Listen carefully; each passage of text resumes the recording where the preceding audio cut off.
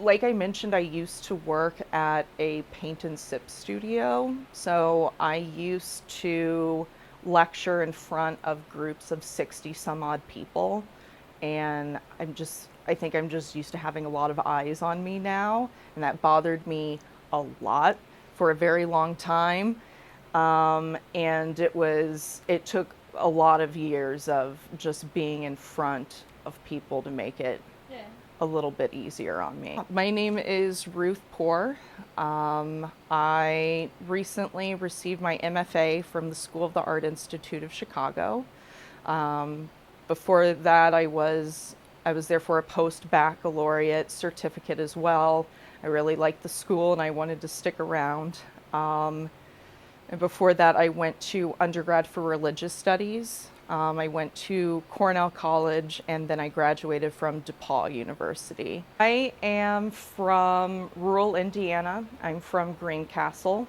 I lived there most of my life, with the exception of a couple years in undergrad, and then I moved to the Chicago area about 8 years ago. So I've been here for a little while now.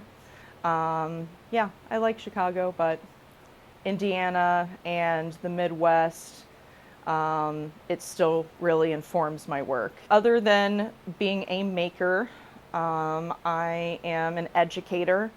I teach at the School of the Art Institute of Chicago. I am also an advocate uh, as well for abolition. I volunteer at Dixon Prison and I work with a lot of the inmates there to work on their writing.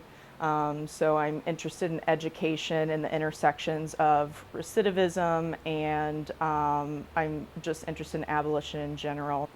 We are here in Woodridge, Illinois, in my studio space in my garage. Uh, so yeah, welcome.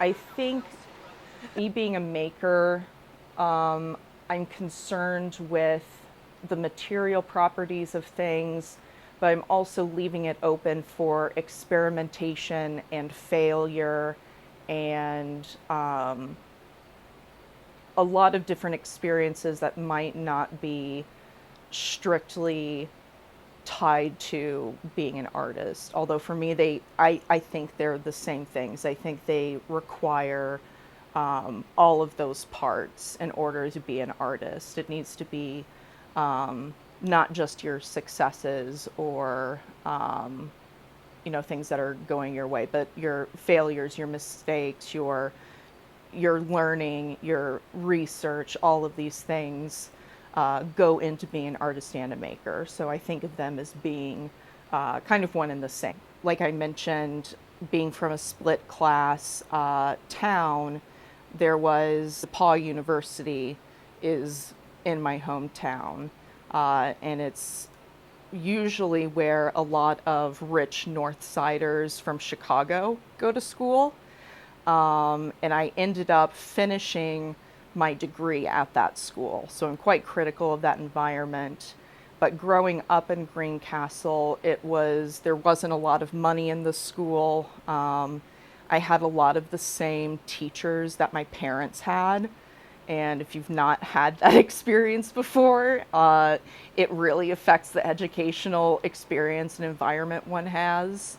And there just wasn't a lot of money present in those environments. So education has always been important to me. On one side of my family, I'm first generation to go to school on my mom's side. And so it was very important to her that I do go to school.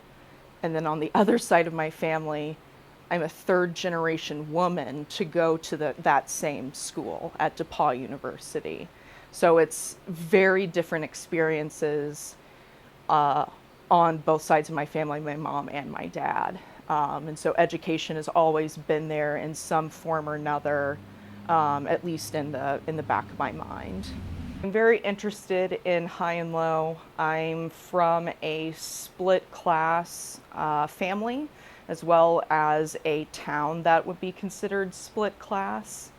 And so through the choice of the mediums that I use and the imagery, I'm interested in the tension that comes from these social pairings.